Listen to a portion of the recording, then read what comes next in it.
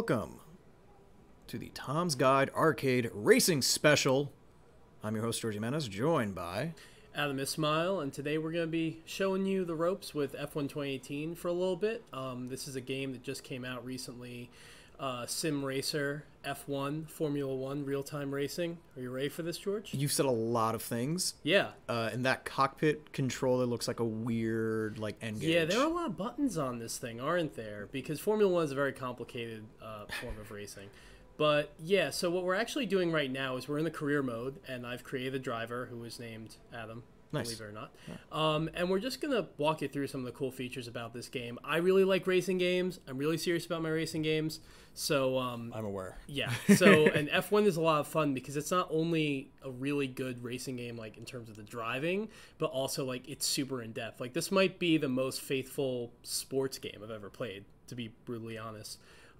So to show you what I mean, basically a weekend in F1 is there's a race, of course. Every Sunday you do a race. But before that, you have to practice. You have to qualify. So it really is like a career. So before you even go to the race, you have all of these different things you can do to basically like earn development points to make your car faster and develop your car throughout the season.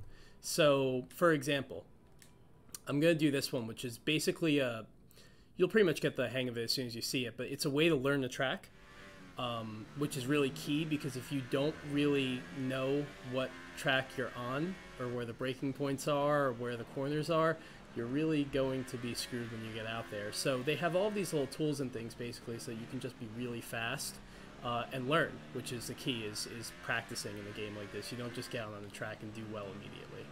Are there any you know how in Forza they have those brake lines that show you how to? Are those included in this game? Yeah, absolutely. So this game has everything like that. In fact, it has something else that Forza has that is very helpful that I'll show you when I screw up soon, because I'll definitely do that at some point. So in this challenge, you basically want to hit all of the gates around the track as cleanly as possible and as quickly as possible. And this is a way, like as you do this repeatedly, you'll learn where you need to be on the track to get the fastest time. So stuff like this is really helpful, and I'll show you in the race a little bit, but I just wanted to show you, like, before you even get out there, like, this game is, like, constantly, like, testing you. Oh, I got spun out by somebody. That's okay. Oh my God, that really... This is a perfect opportunity to show you one of my favorite things about this game. So if you're a little bit intimidated about playing a serious sim racer like this, there's actually a rewind function where... Can we take a photo of when You can, yeah. Yeah, let's get a good... That's right when there. it crashed. Yeah, right you there. can even see it from like different camera angles. How'd this guy spin me out? I think a little love tap and then... Yeah, I just didn't even know it was there. So anyway, this is gorgeous. I can just go... Yeah, it's a really good looking game. I can just go back in time and start there. So, neat. So if you screw up on the track... Wow, it just happened literally all over again. If you screw up on the track, it's a great way to be able to learn without, being constantly worried that you're going to screw something up. Okay, and it looks like you had a little indicator when that guy was able to overtake you. Yeah, that was Nico Hulkenberg, a German Renault driver. But anyway, so yeah, it's just like an example of how deep this game is. I'll show you some other things too. We're going to go back to Garage and... Actually, you know what? We're going to leave this entire thing entirely. How do I get out of here? So were you able to decide like what team you wanted to race for, or does everyone pretty start? much? Oh, okay, so you can be McLaren or whoever. So you get to make your own driver, and then you sign with the team, and depending on what team you sign with, you'll have different requirements. So obviously, if you're like a really good team like Ferrari, they're going to expect you to finish first or second every single race. McLaren's actually not such a great team. That's where I am. So that's like more middle of the pack, and then you can pick like the worst possible teams, and they'll just be happy that you bring it home in one piece. Oh, cool. they have Don't break our car. Yeah. And depending on how you perform in this game or during the season, like your reputation increases or decreases with all of these teams. And something that we might not be able to see here during the short look that we're taking at this game is that before and after practice sessions, qualifying the race, you'll actually get interviewed. Kind of like, you ever play like ESPN NFL back in the day where they were, so you get interviewed, but you can actually answer the questions, and depending on how you answer the questions, it will affect your reputation, which actually has an effect on your team's morale. So it gets really complicated, and so you can lose and like blame the car, and the manufacturer hates you. exactly, and the fans will hate you if they know you're making stuff up. Now, I really like racing games that drive well, but more than that, I like games that like have more off the track, like RPG style elements, and that's what this game is. So everything you do in this game, you're earning points for developing your car, because development is very important in F1. Your car is never the same at the end of the season as it is when you start. This is like a car skill tree almost. Basically, yeah, it's a skill tree, and you have to keep investing in your car. So you'll see in the top right corner, I have 547 points. I can then distribute that to my aerodynamics. I can distribute that to my powertrain. Our engine is really weak at McLaren, so that's really important. Durability, because your parts actually wear over the course of a season. So if you don't invest in durability, all your crap's going to break and you're going to be out of luck on the side of the road.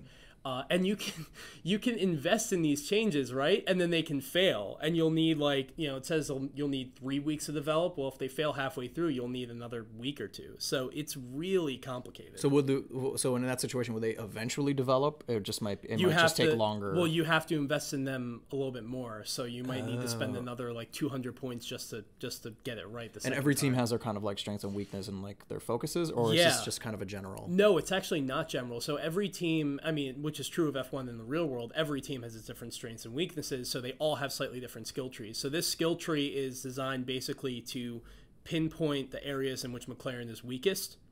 That's what it is. So it's really, really in depth. And if you know about F1, you'll really appreciate that. But even if you don't, if you can just kind of get over the hump of learning these tracks and stuff like that, it's really just addicting to do all of this. But I'm going to get us into an actual race here and stop being around the bush. I kind of like your little office. Yeah, you know what's funny is that is my teammate, Fernando Alonso, on the other side. So we're just looking at each other. Oh. But in F1, your teammate's actually your biggest rival because racing isn't really a team sport. It is with your crew and stuff, but the drivers are competitive. They want to win. Yeah, exactly. And there's only one spot at the top of the podium. So it's very poetic. Yeah. So anyway, I'm gonna show you one of my favorite features about this game, which is that in addition to all of the modern cars that you were just seeing when we were just on the track, they also have a big selection of classic cars. It's actually the biggest one that they've ever had in an F1 game. And this is a really big deal because you don't often see so many old cars in an F1 game because of the way the licenses work out and everything. It just never happens. But if you are an F1 fan or a racing fan, there's some really amazing cars in here. This one is the one that won 16 out of 18 races the one year that it raced. It's the most, actually that one, it's the most successful car of all time. And then you got Schumacher's cars, and this won't mean anything to you, but if you're an F1 fan, it's a really big deal. These cars all look liable to just explode. Exactly. These are the newer ones, and you can tell they look newer, but look at that. Right? There's nothing there. If you drive this, the suspension feels like Swiss cheese or something. It barely feels like a car. Yeah, it's just aluminum and wheels. So we're going to go out in one of my favorites. Let's pick a track that I like. So this is by Codemasters. Are you generally a big Codemasters fan? Are you a dirt guy? I do. I like Codemasters because they have a very consistent output when it comes to their racing games. They always put out quality stuff, which I've appreciated over the years. So sure, let's do 5 laps. Dynamic weather. Yeah, so that's the other thing is the weather. It can rain at any of these tracks, right? And when that happens, you need to pit. You need to put on different tires, and if you stay out there on your dry tires, you're going to be, sliding all over the place. Do you get recommendations as far as hey, you should pit now? Is there an in-game comms that's preset dialogue that comes in? There is, and it comes through we're using a PS4 right now. It comes through a controller. Speaker. Oh, cool. Or if you're wearing a headset, it'll come through a headset. But what's really cool is as you're racing, you can call up this menu, and there's a million different options for different questions you can ask your engineer. But obviously, your focus is on the track. Right. You won't be mentioning any of that stuff when you're on the road. So, guys, you need to get out of the way. All these people are watching us. You need to get out of the way. So one of the things that's really cool is it actually has voice recognition. So you can say over your headset, weather update, and they'll just give you a weather update. Oh, that's neat. And it works really well. I like any game that has working side mirrors. Yes. That's really cool. Yeah, it's a big deal. And there are a bunch of different views, too, pretty immersive. Yeah, let's see. Can you put a chase camera on there real quick? Oh, wow, yeah. You can see how different this car looks. oh. That's not good. I'm breaking my wing here. I actually like really can't drive from this view. It's like so disorienting for me. So what do you prefer, cockpit? This is great, but like this to me is the most immersive, but it's kind of difficult, especially because the wheels are actually so high in these really old cars that it's tough to see. Oh man! Oh, you just lost the wheel. It's tough to see a corner sometimes. That was messy. Oh, we need a replay of that. That's I need not to my see that. I need to finest see that moment. wheel just fly off. Let's see if we can get a more dramatic angle. That's actually a pretty good one. Oh yeah, that's the moment. Oh no! Now the thing is, these really old cars Oh, in real man. life, somebody might have died. So Yeah. so Oh it's my a good, god. it's a good thing. It's a good thing that doesn't happen anymore. But yeah. So let's go back. And that's when they took the fun out of F1. Yeah. Like, F1 stands for fun. Alright, I'm actually gonna try and not drive like an idiot anymore. that's amazing. Oh yeah, so I see the little microphone update. So you hit L1 and the mic would come up. Pretty much, yeah. Oh, Look neat. at all these commands. I mean, it's honestly too many. Like, if you play this game without a headset, you're gonna crash because it's just overwhelming. Any communication with your teammates or no? No, because that doesn't really actually happen. You never communicate with your teammates. Actually, your teammate has their own engineer and like their own crew completely. Oh, cool. I so- figured it'd be like NASCAR almost, where one guy will try to draft behind you, like one guy will get in front of you, so you can draft past him and gain more speed or something. Or Yeah, I mean that does happen, but it's very interesting. Oh boy. Ooh, I lost it. I lost it there. Not displaying my best performance here, but you get the idea. I mean, Formula One is hard. It is very hard. I mean, like, these old cars are pretty simple, but at the end of the day, like, when you're using... Oh, I don't like that view. When you're using the newer cars, you really have to be mindful of, like, your fuel, and you actually... Like, F1 cars now are actually hybrids. They get power from electric motors. So you have to constantly be, like, turning that power on and off. Like, there are a lot of things to do behind the wheel that aren't just steering and throttle and gears, you know? Ooh. Oh, that's awesome. Oh, Yeah. he's sparking. What? That's a problem. Yeah, well, that's a no, problem. No, that's how these cars are. They're just so low to the ground. Oh, so it's just Really. scraping. Oh yeah, my god. especially if you look at like the older cars. That was a daring overtake. They were constantly bombing out.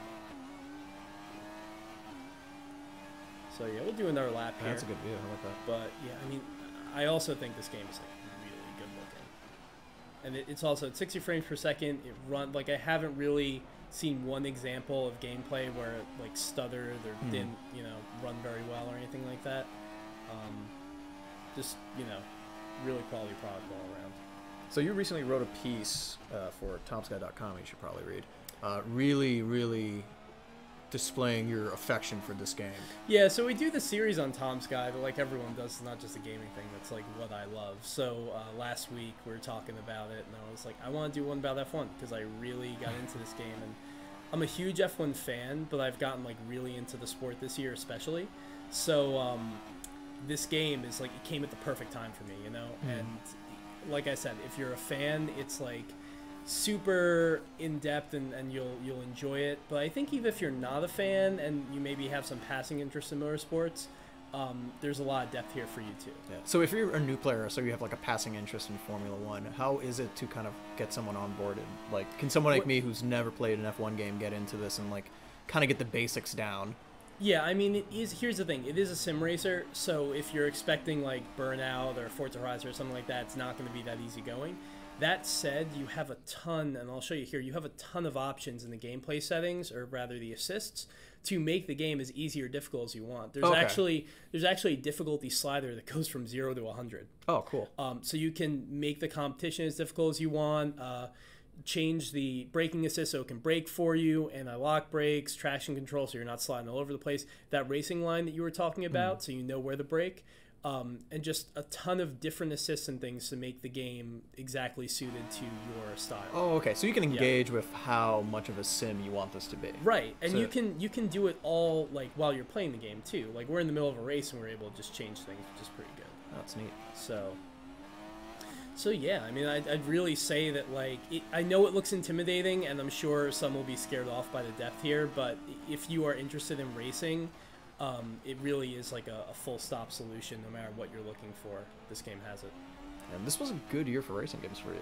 Like, I feel like you're on every other week with like a new racer of like, this is awesome. Yeah. And also like this different like flavor of racing. Like this is maybe the most sim, what the right word? The most sim like racer we've had on here so far. But we've definitely done. What was the last one we did? Onrush, right? We did Onrush, yeah, which unfortunately that game hasn't really taken off at all. But that's a really fun arcade racer if you're more into like crashing and, you know, as opposed to crashing in this game, which you're not supposed to do.